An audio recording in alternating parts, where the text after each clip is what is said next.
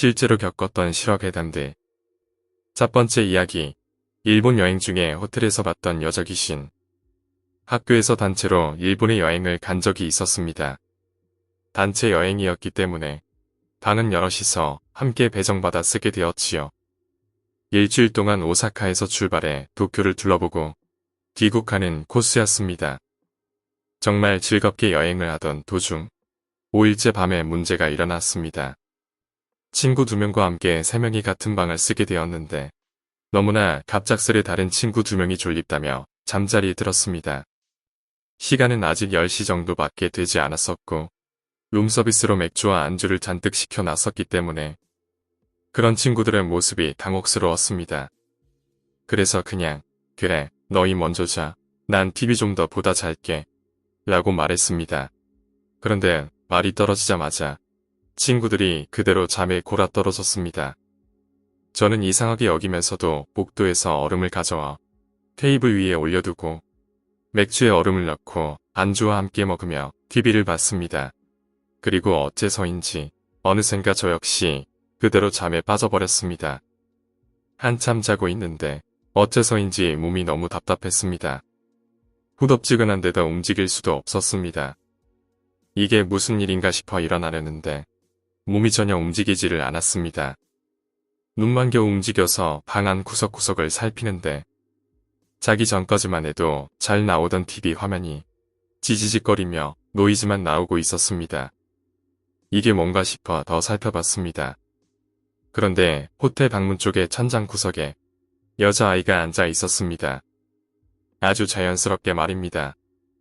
그것이 너무나 자연스러워서 쉽게 납득했었습니다. 여자아이는 갈색 단발의 교복을 입고 있었습니다. 반팔 와이셔츠에 갈색 니트 조끼, 체크무늬 치마였던 걸로 기억합니다. 그 아이를 본 순간 저는 한눈에 그 아이가 인간이 아니라는 것을 알아차렸습니다. 피부는 혈색이 느껴지지 않을 정도로 창백했죠. 객인의 하얀 피부 같은 느낌이 아니라 말 그대로 흰 도화지처럼 새하얀 얼굴이었습니다. 눈 역시 동공이 풀려 있어 눈빛을 읽을 수도 없었습니다. 그런 눈으로 그녀는 계속 저를 바라보고 있었습니다. 저는 온몸에 소름이 돋으며 이젠 죽었구나 싶었습니다. 식은땀이 뻘뻘 흐르고 난생 처음 눌린 가위에 당황한 채 그대로 누워있을 뿐이었습니다. 머릿속으로 가위에서 풀려나는 법을 찾아봤지만 마땅한 방법이 없었습니다. 결국 저는 그것마저 포기하고 그저 그 아이에게서 시선을 피하려 애썼습니다. 고개를 돌릴 수조차 없어 눈알만 굴리는 수준이었지만요. 그런데 갑자기 그 아이가 앉은 채로 스르륵 하고 저를 향해 다가오기 시작했습니다. 마치 달팽이 같은 매우 느린 속도였지만 한 가지만은 알 수 있었습니다. 저게 여기까지 오면 나는 죽겠구나. 저는 그저 할 수 있는 것도 없이 그것을 바라만 보고 있을 뿐이었습니다. 얼마쯤 시간이 흘렀을까요? 갑자기 눈앞이 깜깜해졌습니다. 아마 제가 정신을 잃었던 것 같습니다. 일어나 보니 이미 아침이었습니다. 친구들은 어느새 옷도 다 차려입고 짐까지 싸두었더군요. 저는 후다닥 일어나서 친구들에게 질문을 마구 던졌습니다. 너희 귀신 못 봤어? 나만 본 거야? 라고 말했죠. 하지만 친구들은 나에게 갑자기 무슨 헛소리냐며 핀잔을 주었죠. 정확한 기억은 나지 않지만 이런 이야기를 나누다 문득 꺼져 있는 TV에 눈이 갔습니다. 어젯밤에 TV는 누가 껐어? 라고 물었죠. 그러자 한 친구가 아침에 일어나니까 꺼져 있었다고 했죠. 그리고 내가 먹던 얼음은 누가 버린 거냐고 물었지만 얼음통도 없는데 무슨 소리냐고 했죠.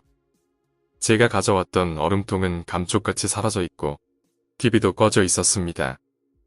저는 어제 그 일이 꿈이었던 것으로 생각하고 안도의 한숨을 내쉬며 침대에서 일어났습니다. 그런데 테이블에는 제가 전날 밤에 얼음통을 올려뒀던 자리에 물기가 흥건히 남아 있었습니다. 얼음통은 결국 복도의 얼음 자판기 앞에서도 찾을 수 없었고 그 층 어느 곳에도 없었습니다. 그 귀신은 과연 저에게 무슨 말을 하고 싶었던 것일까요? 그리고 어째서 제가 잠든 뒤 방 안을 정리해 뒀던 것일까요? 아직도 그때 일만 생각하면 온몸에 소름이 돋습니다. 두 번째 이야기, 삼촌을 지옥으로 끌고 가려 했던 두 명의 여자. 저는 경남 밀양에서 살고 있습니다. 어렸을 적에는 단장면 표충사 얼음골 쪽에 살다가 지금은 시내로 이사를 와서 살고 있습니다. 이 이야기는 저의 불알 친구의 삼촌이 겪은 이야기입니다. 밀양 시내에서 표충사를 가려면 국도를 타고 20분을 들어와야 표충사를 갈 수 있습니다. 여름이 되면 타 지역에서 표충사로 많이들 놀러 오시더라고요. 근데 표충사로 오다 보면 태령리를 지나 아물리로 넘어오는 산 중턱에 코너가 하나 있습니다. 놀러 오는 사람들은 그 길을 절대 모르시겠지만 단장면 사람들만은 그 길이 예로부터 무서운 길이라는 걸 알고 있죠. 마을을 지킨다는 큰 나무도 한 그루 있고요. 최근에 길을 냈지만 그 나무만은 자르지 않고 도로를 내기도 했죠. 동네 어르신들에게 물어보면 그 길이 비포장도로였을 적부터 학생들이 밤에 공부를 하고 집으로 걸어 들어가는 길엔 항상 그 길에서 도망치듯 뛰어서 집으로 갔다는 소리도 많았답니다. 그만큼 예로부터 귀신이 많았다는 거겠죠. 친구네 삼촌이 결혼을 하고 아이를 낳은 지 얼마 안 된 시점에서 일어난 일입니다. 그날은 밀양 시내에서 잔치가 있어 늦은 밤까지 잔치집에서 술을 거하게 마셨었다네요. 근데 술을 많이 마셔도 정신이 멀쩡한 상태 있잖아요. 그 상태에서 차를 타고 20분이 되는 거리를 혼자 들어오셨답니다. 그때가 아마 여름인데 그 코너길에서 한 300m만 더 가면 유원지가 있고 그 당시 여름엔 그 밤길을 술을 먹고 걷는 혈기왕성한 남녀들이 간간히 보이곤 했다고 하네요. 한참 술에 취해 운전을 해서 들어오고 있는데 그 코너길을 다다랐을 적에 저기 앞에서 어떤 여자분 두 명이 그 어두운 밤길을 혼자 걷고 있었답니다. 그러다 차 라이트가 비추니 그 여자들이 차를 세웠다는군요. 말씀드렸다시피 삼촌은 취기가 올라 있었고 기분도 좋은 상태에서 젊은 처자 두 명이 이 야심한 밤길에 차를 세우니 뒤도 안 돌아보고 그냥 차를 세우셨다네요. 그러곤 차를 탔는데 여자 한 명은 조수석에 타고 다른 여자 하나는 뒷좌석 정가운데에 앉았다고 합니다. 그러고 차를 바로 출발을 시켰는데 삼촌이 겪는 줄로 봤는데도 두 명의 처자는 미모가 장난이 아니었다고 합니다. 그래서 집으로 곧장 가야 함에도 불구하고 삼촌은 그 처자들이랑 잠시 담소나 나누면서 숙소까지 데려다 줄 생각으로 말을 걸었다네요. 어디까지 가시는 길입니까? 저는 집이 요 근처에 있는데 밀양 물 좋고 참 놀기 괜찮지에. 그 코너에 다다르는 짧은 시간에 삼촌이 말을 걸었음에도 그 여자들은 말이 없었답니다. 머쓱해진 삼촌은 음악이라도 틀어드릴까요? 하고 오디오로 손을 갖다 대는 순간 차는 그 코너 지점을 지나고 있었습니다. 그 순간 조수석에 있는 여자가 삼촌의 턱을 손바닥으로 강하게 때렸답니다. 엔간해서 여자 손바닥으로 남자 얼굴을 친다고 해서 핸들이 반대로 꺾이겠습니까? 그 여자가 삼촌 턱을 밀다시피 치자 삼촌 차는 그대로 20에서 30m 되는 낭떠러지로 떨어지는 전복 사고가 났습니다. 그리고 1시간쯤 뒤엔가 정신을 차리셨는데 정신을 차리고 보니 차는 뒤집혀 있고 언제 차가 폭발할지도 모르는 상황이기 때문에 일단 차에서 빠져나가야겠다는 생각뿐이 안 들었답니다. 근데 문을 열고 나가려고 하는데 아무리 힘을 줘도 몸이 안 움직이더랍니다. 그래서 왜 몸이 안 움직이나 돌려봤더니 그 사고 난 차 안에서 아까 태웠던 그 두 명의 처자가 얼굴에 피가 떡이 돼서는 조수석에 있는 여자는 삼촌의 다리를 힘껏 잡았고 뒷좌석에 앉아있던 여자는 운전석 뒤로 해서 삼촌 목을 조르면서 차에서 절대 내리지 못하게 했다는 겁니다. 삼촌은 그제서야 인연들이 사람이 아니었구나 라는 생각이 퍼뜩 들면서 온갖 발버둥을 쳐서 뿌리치려고 했는데 사고가 났음에도 불구하고 그년들의 힘이 장난이 아니었답니다. 그래서 삼촌은 얼마 전에 태어난 아들내미 한 번만 보고 죽게 해주이소 부탁합니다. 집에 마누라도 있고에 진짜 한번 보고 죽게 해주이소. 아직 죽을 수 없습니다 하면서 그년들에게 빌기도 하고 울상으로 발버둥을 쳤답니다.